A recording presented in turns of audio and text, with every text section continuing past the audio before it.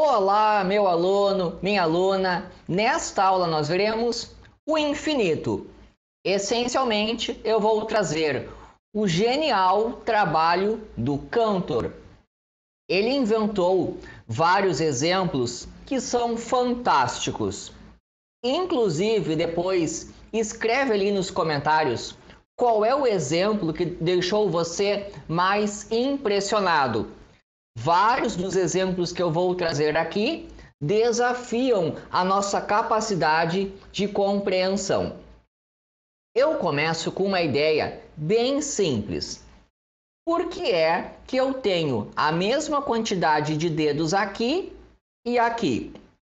Eu tenho a mesma quantidade de dedos nas mãos porque eu posso fazer uma correspondência 1 a 1. Eu associo esse com esse, esse com esse, esse com esse, esse com esse e esse com esse. O nosso critério para dizer que dois conjuntos possuem a mesma quantidade de elementos é se existe uma correspondência 1 a 1 entre os seus elementos. Tá.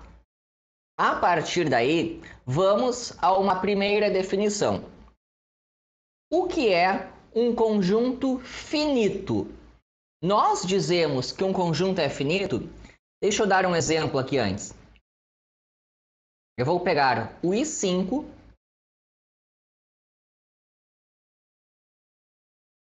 e a minha mão. Por que é que a quantidade de dedos que eu tenho na mão ela é finita?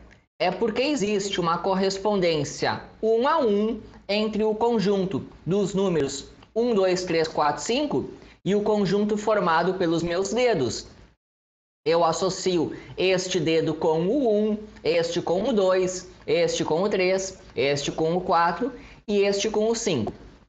Ou seja, x é finito se for vazio ou existe uma bijeção f entre IN e x. Como assim? Bijeção é essa associação 1 a 1.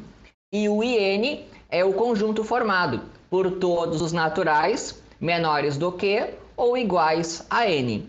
Essa é a história. A quantidade de dedos que eu tenho aqui ela é finita porque existe uma bijeção entre os meus dedos e o conjunto I5. Agora vai surgir o conjunto infinito. Um conjunto é infinito quando não é finito. É meio sem graça até, mas é só isso. Um conjunto é infinito quando não é finito. E eu preciso de mais uma definição para de fato começar a aula, que é a de conjunto enumerável. Eu vou ler e depois eu explico. Dizemos que um conjunto X é enumerável se for finito ou existir uma abjeção entre naturais e o conjunto X. O que eu estou falando é o seguinte, eu vou pegar aqui agora os naturais. 1, 2, 3 e por aí vai. Eu tenho um conjunto aqui. Tá, se esse conjunto for finito, ele é enumerável. Se ele for infinito, e aqui eu tenho os naturais agora, e eu for capaz de fazer a tal da correspondência 1 a 1 entre o conjunto X que eu tenho e os naturais, esse conjunto também é chamado de enumerável.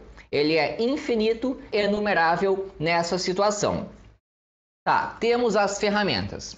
Então vamos encarar o primeiro exemplo. Vou fazer uma pergunta. Existem mais números naturais ou mais números pares? Existem mais pares ou naturais? A resposta é: existe a mesma quantidade. Existe a mesma quantidade de números naturais e de números pares. Para fazer isso, é aquela ideia. Tem que construir uma abjeção. Que eu faço assim, ó. Eu ligo o 1 com o 2, o 2 com o 4, eu pego um número natural e conecto com o seu dobro. Eu estou criando uma abjeção entre os naturais e os pares. Quando eu crio uma abjeção, eu tenho a mesma quantidade. A quantidade de números pares é a mesma quantidade de números naturais. Isso é um resultado estranho, porque os naturais estão contidos. Os pares estão contidos nos naturais. Aqui estão os naturais. Ali dentro estão os pares. É que nós estamos acostumados com os conjuntos finitos. Para um conjunto finito, quando você tem esse aqui finito e um outro finito ali dentro, esse que está ali dentro necessariamente tem menos elementos do que esse maior. Só que para conjuntos infinitos, isso não vale. E aí está o primeiro exemplo. Naturais, infinitos, pares aqui dentro e são infinitos e possuem a mesma quantidade. Nós dizemos de maneira mais técnica, os números pares são infinitos e enumeráveis. Eles existem na mesma quantidade que os naturais. Eu vou dar outro exemplo aqui. Vou falar dos números inteiros. Aqui os números inteiros, aqui os números naturais. Aqui estão os inteiros. Ali dentro estão os naturais. Mas, incrivelmente, existe a mesma quantidade de números inteiros e de números naturais. Para fazer isso, você tem que me mostrar a abjeção, que é o seguinte. Eu vou ligar o 2 com o menos 1, o 4 com o menos 2, o 6 com o menos 3. Eu estou pegando os pares e levando nos negativos. E agora, eu pego o 1 e levo no 0, o 3 e levo no 1, o 5 e levo no 2, o 7 que viria aqui eu levo no 3. Se eu criei a abjeção, esses conjuntos possuem a mesma quantidade de elementos. E é impressionante, né? Porque eu tenho aqui os naturais, que estão dentro dos inteiros, mas eles possuem a mesma quantidade de elementos. Quando nós trabalhamos com o infinito, a nossa mente não consegue entender essas coisas, mas existe a mesma quantidade. E eu ainda nem comecei nos exemplos que são os mais punks. Em 1873, o Cantor pensou o seguinte: pense em todas as frações positivas. Existem mais frações positivas ou números naturais? Mais frações positivas ou números naturais? Existe incrivelmente a mesma quantidade. A quantidade das infinitas frações é exatamente a quantidade dos infinitos números naturais. E eu vou mostrar a abjeção. Então, o que eu vou provar é os racionais positivos são enumeráveis. Então, começando só com as frações positivas, a construção é assim, ó. Primeiro, eu vou listar as frações em uma tabela. Aqui na primeira linha, o numerador é 1. Olha, só tem 1 ali em cima. O numerador da fração é 1. Ali embaixo vai crescendo, ó, o denominador. 1, 2, 3, 4 e por aí vai. Ó, na linha 2, o numerador é 2. E o denominador vai crescendo. 1, 2, 3, 4. Acho que você entendeu. E na linha 3, o numerador é sempre 3. E o denominador vai crescendo. Quando você pensar em uma fração positiva qualquer, ela estará nessa lista. Basta olhar quem é o seu numerador, então ela estará nessa linha, e depois olhar o seu denominador, ela estará nessa coluna. E agora eu vou contar isso daí. 1, primeira fração. 2, 3, 4. O 2 sobre 2 eu não vou contar, porque 2 sobre 2 é 1, então eu pulo. 5, 6. Então note que eu construí um processo que faz uma associação 1 a 1 entre as frações positivas e os números naturais. Número natural 1 está associado à fração 1 sobre 1. Número natural 2 está associado à fração 1 meio. O 3 com o 2, o 4 com 1 terço, e aí está, criei uma abjeção. É impressionante, né? A quantidade de frações positivas é exatamente igual à quantidade de números naturais. E só para dar uma generalizada, a quantidade de racionais, agora incluindo os positivos e negativos, também é enumerável, ou seja, é da mesma quantidade que os números naturais. Isso é bem fácil de construir. Aqui está a lista com as frações positivas, aqui ó, o 1, 1 meio, o 2, 1 terço, que eu simplifiquei chamando assim ó, de R1, R2, R3, R4, só para diminuir a notação. E agora eu vou pegar todos os racionais construindo a seguinte lista. Eu começo com o 0, daí eu pego o R1 e depois eu coloco o menos R1. Depois eu pego o R2, depois eu coloco o menos R2, depois o R3, depois o menos R3. Eu consegui, a partir desta lista que saiu aqui do processo em cima, construir uma outra lista, que é a de todas as frações, que é colocada em correspondência 1 a 1 com todos os números naturais. Está provado que todos os números racionais, eles são em quantidade igual à quantidade de números naturais. Vamos ao próximo resultado.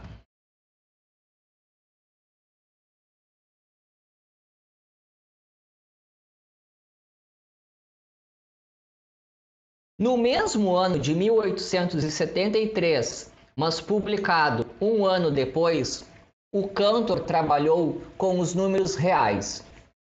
Eu vou pegar os números reais do intervalo 0, 1. Então, eu vou olhar só para o intervalo 0, 1. Vamos fazer o seguinte. Aqui estão os números naturais. Aqui estão os números reais do intervalo 0, 1. Será que existe isso? Eu vou supor que existe uma correspondência entre os números naturais e os números reais do intervalo 0, 1. Então, aqui está uma suposta lista que contém todos os números reais do intervalo 0, 1. Eu vou construir um número que não está aí, de tal maneira que essa lista não existe. Então, o que nós veremos agora é o processo da diagonal de Cantor, que consiste em supor a existência de uma lista de todos os números reais do intervalo 0, 1 e que essa lista pode ser colocada aqui, ó, em correspondência 1 a 1 com os naturais. Só que eu vou mostrar que essa lista não existe. Se ela existisse, ela estaria aqui. Você pega numa ordem qualquer os reais daquele intervalo, mas eu vou mostrar que existe um número que não está nessa lista. Bom, todos eles começam em 0, porque eu estou no intervalo 0, 1. O número x que eu vou construir, ele é assim, ó. O x1 começa com 3. Então você pensa em qualquer número que não seja o 3. Por exemplo, o 5. Agora eu vou olhar para o segundo número da lista. Aqui aparece um 7 na sua segunda casa decimal. Você vai pensar em qualquer número que não seja o 7. O 2. Agora, eu vou olhar para o terceiro número da lista, a sua terceira casa decimal. Tem um 1 ali. Agora eu vou pensar em qualquer número que não seja o 1. 3. Então, eu estou construindo um número x que ele é diferente do primeiro número da lista, porque eles diferem na primeira casa decimal. Ele é diferente do segundo número da lista, porque eles são diferentes na segunda casa decimal. Ele é diferente do terceiro número da lista, porque eles são diferentes na terceira casa decimal. E esse processo vai sempre. Logo, esse número x é um número real do intervalo 0, 1 que não apareceu na lista. Mas essa lista, supostamente, tinha todos os números reais do intervalo 0, 1. Logo, a lista não existe. O que é que aconteceu aqui? Acabou de surgir um outro tipo de infinito. Agora, até esse ponto, existe o infinito ao estilo números naturais, aqueles que são os infinitos enumeráveis, E acabou de aparecer um infinito diferente. Aquele é o estilo dos números reais, o infinito não enumerável. Com esse exemplo, nós percebemos que existem diferentes tipos de infinito. Aqui eu trouxe apenas os dois primeiros tipos de infinitos. Aquele que equivale aos naturais, aquele que equivale aos reais. E mais tarde se mostra que existem muito mais números reais do que naturais. O infinito dos números reais, ele é maior do que o infinito dos números naturais.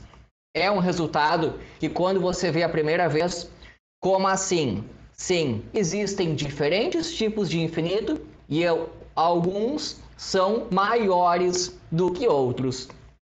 Uma leve curiosidade agora, nós estamos em 1874 e nesse ano aí o Cantor casou. Ele casou e foi passar a sua lua de mel na Suíça.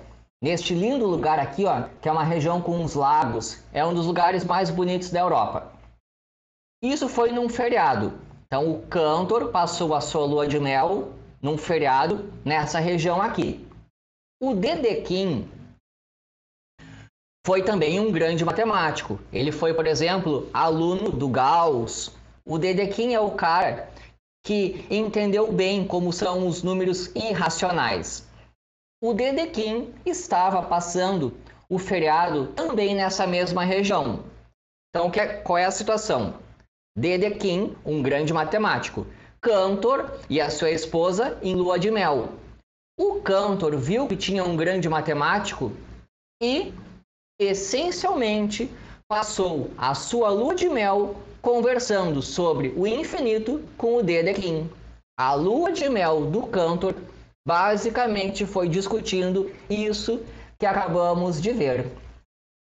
Então, baita lua de mel em que ele meio que deixou de lado a sua esposa, esse lugar magnífico, para ficar discutindo esses assuntos aí com um matemático que conseguia entender o que ele estava falando. O próximo exemplo é desses que eu já passei, aquele que me deixa mais impressionado, que é o seguinte. Eu vou pegar o quadrado de lado 1. Aqui eu tenho o quadrado de lado 1. Ele está aqui com um vértice na origem. Esse que aparece na figura. E aqui eu tenho o segmento de reta de 0 a 1. A minha pergunta é, onde é que existem mais pontos? Existem mais pontos no quadrado ou aqui só no segmento de reta? A resposta é, existe a mesma quantidade. Existe a mesma quantidade de pontos aqui no quadrado e aqui no segmento de reta. Esse resultado é de 1877 e o próprio Cantor também disse: eu vejo, mas não acredito, porque eu vou demonstrar para vocês. Nem o Cantor conseguiu acreditar no incrível fato que ele demonstrou. Isso está muito além da nossa capacidade de percepção. Eu vou mostrar que existe a mesma quantidade de pontos no quadrado e naquele segmento de reta. Essa demonstração se faz assim. Ó. Nós pegamos um ponto P aqui e a partir do ponto P eu vou construir um ponto Q aqui embaixo. O ponto P ele tem uma abscissa aqui, uma ordenada aqui. Eu vou pegar o seu, ele é 0, eu pego o x1 e eu construo aqui embaixo. Esse x aqui é o meu Q. Esse x aqui é o Q. Aqui é o x1. Olha, eu peguei o x1 e construí o x1. Aqui eu pego o y1 e coloco aqui. Aqui eu pego o x2 e coloco aqui. Aqui eu pego o y2 e coloco aqui. Aqui eu pego o x3 e coloco aqui. Você está vendo como é que eu estou construindo, né? A partir da abscissa e da ordenada do ponto P, eu crio um único ponto Q aqui embaixo. E, dado um ponto Q aqui embaixo, eu pego ele e consigo desmontar no processo inverso. A partir disso que eu tenho aqui embaixo, eu posso construir essa abscissa e essa ordenada. Olhem o que eu acabei de fazer. Eu peguei os pontos P do quadrado, os pontos Q do segmento de reta e eu acabei de criar uma correspondência 1 a 1. Existe a mesma quantidade de pontos no quadrado e no segmento de reta. Então, quando nós tratamos de conjuntos infinitos, muitas das nossas ideias iniciais vão por água abaixo. É impressionante esse resultado. Agora, eu vou sair um pouco do trabalho do Cantor. Vou falar um pouco do trabalho do Gödel. Tá, é o seguinte. Aqui está o conjunto dos números naturais. Ele possui uma quantidade infinita de elementos. Essa quantidade infinita de elementos nós chamamos de Aleph zero. Aqui estão os números reais. Eles possuem uma quantidade infinita de elementos que é maior do que a quantidade infinita de elementos dos naturais. Nós chamamos ela de Aleph 1. A minha pergunta é: será que existe algum conjunto infinito que tenha mais elementos que os naturais e menos elementos do que os reais? Será que tem alguém aqui dentro? Isso se chama hipótese do continuum. Em 1938, o Gödel trabalhou no resultado e em 1963, o Cohen. Juntando os trabalhos dos dois, o que eu posso dizer é o seguinte. Aqui estão axiomas. Considere que isso aqui são verdades absolutas. A teoria dos conjuntos é baseada em alguns axiomas, aquilo que nós consideramos verdades absolutas. E aqui está a hipótese do continuum, uma informação que nós queremos saber se é verdadeira ou falsa. O que o Gödel fez uma parte e o Cohen fez outra parte foi provar o seguinte: a partir dos axiomas que nós utilizamos para descrever a teoria dos conjuntos, nós não somos capazes de dizer se a hipótese do continuum é verdadeira ou se ela é falsa. Partindo dos nossos axiomas, não tem como saber se existe ou não existe um conjunto cuja cardinalidade seja entre a do Aleph 0 e a do Aleph 1. É um resultado que impressiona muito. Nós aqui temos um resultado, a saber, a hipótese do continuum, e não tem como ser demonstrado ou refutado utilizando aquilo que nós consideramos os axiomas básicos da teoria dos conjuntos. O trabalho do Gödel é algo que envolve lógica e também é de altíssimo nível. E o Cohen, quando fez o seu pedaço desse trabalho aí, ele ganhou uma medalha Fields, o equivalente ao Nobel dos matemáticos. Então aí, a hipótese do continuum, um resultado que nós não temos como provar e nem como refutar. Existem teoremas que garantem isso. E para fechar, vou falar rapidamente sobre o Cantor. Ele era essencialmente louco, para dizer assim. Na verdade, o que ele era um depressivo. O Cantor sofria de depressão e ele tinha transtornos bipolares. Falando um pouco sobre a vida pessoal dele, ele foi aluno do Weierstrass. O Weierstrass foi o grande professor de matemática, que essencialmente é a pessoa que funda a análise moderna. E o Kronecker foi um grande matemático também e o maior crítico ao trabalho do Cantor.